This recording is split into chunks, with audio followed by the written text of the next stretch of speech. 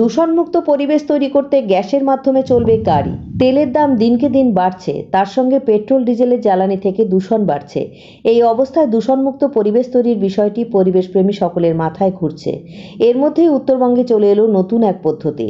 Motor চালক এবং motor মালিকদের আর জ্বালানি তেলের ওপর নির্ভর করতে হবে না। ভারত পেট্রোলিয়াম লিমিটেড উত্তরবঙ্গের 8টি জেলার 10টি পাম্পে অতি শীঘ্রই চালু করতে চলেছে নতুন ওই পদ্ধতি। এর জন্য দ্রুত গতিতে কাজ চলছে। এই নতুন পদ্ধতিতে গাড়ি চললে তা যেমন একদিকে পরিবেশ বান্ধব হবে, তেমনি গাড়ির মালিকদের মুনাফা হবে। পেট্রোল ডিজেলের মূল্য দিনকে দিন বেড়েই চলেছে। এই অবস্থায় কোচবিহার জেলার চন্দনচৌড়া দিকা পুল হাইওয়ে কুইন পেট্রোল পাম্পে উত্তরবঙ্গের প্রথম চালু হলো গ্যাস সার্ভিস।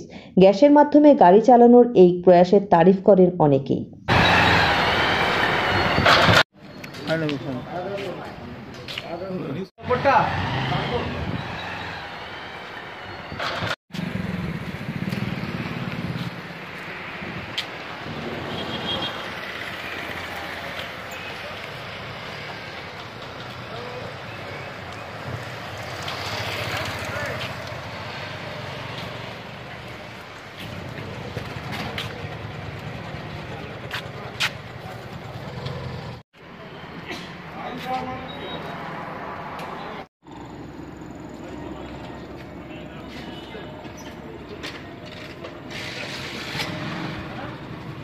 আমি এই কর্মজনে